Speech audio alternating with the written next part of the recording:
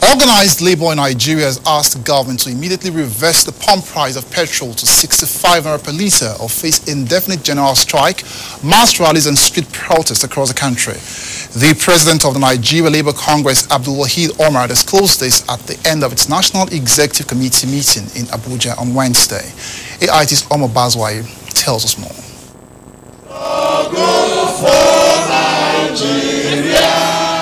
There is victory.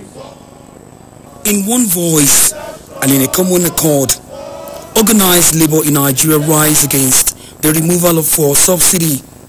For more than 2 months, Nigeria, Africa's largest producer of crude oil, has been locked in a debate of whether or not to withdraw fuel subsidy.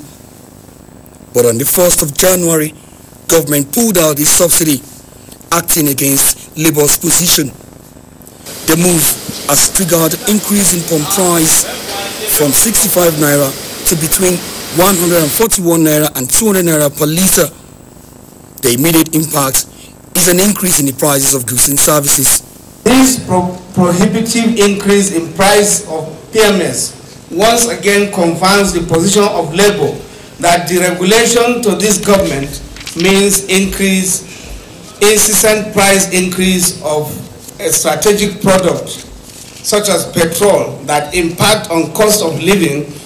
Labour won't accept this lying low, and government has between now and Monday to reverse this decision or face sustained strikes and street protests across the country. From that Monday, 9th January 2012 date, all offices of oil production centers, air and seaports, fuel stations, markets, banks, amongst others, will be shut down indefinitely. We advise Nigerians to stockpile basic needs, especially food and water. We call on all Nigerians to participate actively in this movement to rescue our country. For Labour, the emphasis is on peaceful protests, calling on security agencies to ignore orders to unleash their weapon on fellow citizens. Oil is Nigeria's biggest wealth. The commodity also seems to be its greatest headache. Years of poor handling has made it difficult for the country to translate this wealth into meaningful economic glory, something Labour says it is determined to change. Omar Bazwai, AIT News, Abuja. Governor of Osun State, Rauf Aregbesola, says Labour is protected to protest against any situation.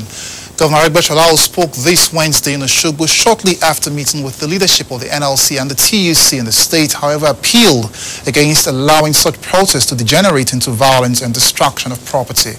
He described the labor unions in the state of Osun as matured, organized and virtuous.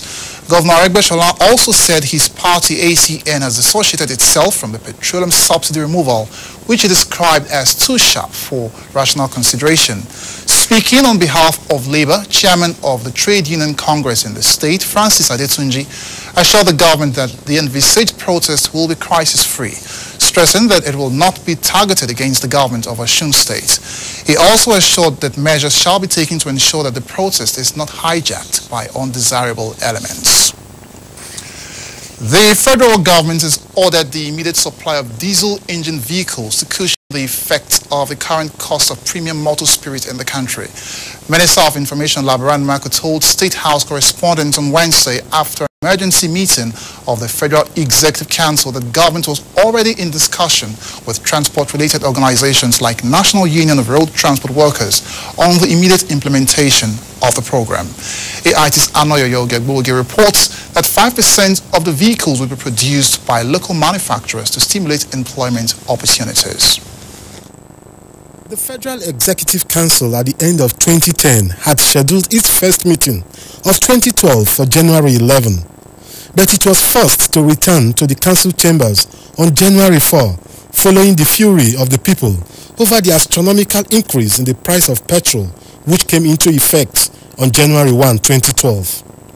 The Minister of Information, Labaran Mako, said plans have been concluded to import mass transit buses into the country in the next few days. Mr. President directed that this program of massive intervention in public transportation will go on for 2 years, and government is prepared to sustain this tempo to ensure that by the end of February this year, we should have achieved significant stabilization. To ameliorate the financial implications of the intention, vehicles so imported shall be duty-free. Government has also ordered government agencies and parastatals to make monthly wages available to public servants on the 20th of same month as part of the cushioning effect. This temporary pain to long-term gain for Nigerians and for the economy. We're fully aware that because of the situation, certain people will take advantage of the situation. People, some of the petrol stations need to recalibrate their system, look at the metering system and all that.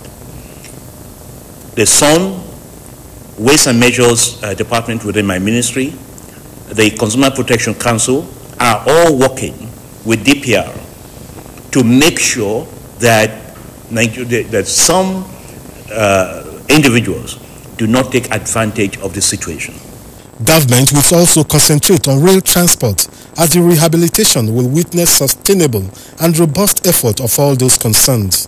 We have commenced intracity services of the trains in Lagos, Kano, Kaduna, and indeed Ilorin. We are working around the clock to ensure that similar services are offered in Port Harcourt, Enugu, and Minna. The ministers also took turn to justify the deregulation of the downstream sector as the economy was at the brink of collapse. And Noyoyo Gyagboge, AIT News, Abuja. Well, since the formal removal of fuel subsidy by the federal government, motorists have continued to lament the high cost of fuel, which sells for between 138 naira and 141 naira. As AIT's Nwesi Igona reports, both motorists and commuters are feeling the impact of the new policy. Joseph George is not a motorist. He does not even own a motorcycle, but he needs to fuel his generator. The problem, however, is that most fuel stations don't sell in jerrycans, and that is a big problem for him and many like him who must fuel their generators if they are to have electricity. It's abnormal. I need a fuel for my generator. We used to buy a black market, but now you cannot afford it. 400 naira, 2 liters, I can't afford it. And I want to buy 10 liters here, and they are saying they can't sell in jerrycan. I don't have a car. As the removal of fuel subsidy seems to remain, motorists still wonder if the policy is meant to benefit the people. There is no economy they don't substitute. Even in the great US of A, the government substitutes and subsidize agriculture for our people. So I don't see why the government should not subsidize petroleum product for us. Oh well, if properly managed, I believe it's going to benefit everyone. But then for now, you know, everybody will have to suffer it. I buy for 4,000 yesterday. I don't make 3,000 naira. So the suffering is too much. When I find solution, make government find solution. My own no pass like that. Nigeria was suffering in silence. It's not fair to any of us or the people. Organized labor and many other Nigerians have vowed to continue protesting for as long as it takes to force government to reverse the policy. Meanwhile, motorists will continue to contend with the high cost of fueling their vehicles. Nwesi Igona, AIT News, Abuja. Protests against the removal of subsidy on petrol continued on Wednesday in Ilorin, the capital of Kwara State. Rampaging youths moved in groups from one part of the metropolis to the other, setting up bonfires and barricading roads and streets, thus preventing the movement of vehicles and commercial motorcycles. Areas mostly affected are Post Office, where a protester was killed on Tuesday, Mararaba, Amilengbe and Taiwo, all of which are commercial centers in Ilorin. To appease the protesters, were mostly youths, Kwara State Governor Abdul Fattah Ahmed has promised to investigate the death of the protester killed. Nigerians living in border towns between Nasarawa State and the FCT say the removal of subsidy on petroleum products has affected their economies. AIT's Mustafa Mohammed visited these border towns and now reports. As Nigeria Labour Congress holds a crucial meeting in its determined stand to oppose the deregulation of downstream petroleum industry, Protest rallies and demonstrations continue in many parts of the country. However, in the border towns of Nyanya, Ado and Masaka, all in Nasarawa state, life is peaceful. But the residents of these towns say that even as businesses go on normally, they will join in any peaceful protest against the removal of subsidy in petrol. I'm not happy because of this removal of fuel subsidy. Because when I look at the price they had before, what have we achieved? Affording 65 naira, talking of coming to 145. Right now, I'm on bike. I bought for 145 naira. So I'm not so much happy per liter. Because the thing is not easy. All people, they are suffering. The price of the fuel is too high. The transportation is too high. Even for man to survive is not easy. Right now I'm going to work. Formerly we used to pay maybe 50 naira by this time. 50 naira to go to Wuse. But now they are collecting 200 naira, 150, so unfair. I'm feeling very bad because from Nena to here is 70 naira. Now it's almost 100 and something. So I'm not very happy. So they have to do something about it. Many of the residents say that they are not joining in the current wave of protest does not mean that the removal of subsidy on petrol has not started creating holes in their pockets. Mustafa Muhammad, AIT News, Abuja. This is AIT Report. We now join Tolu Ajayi in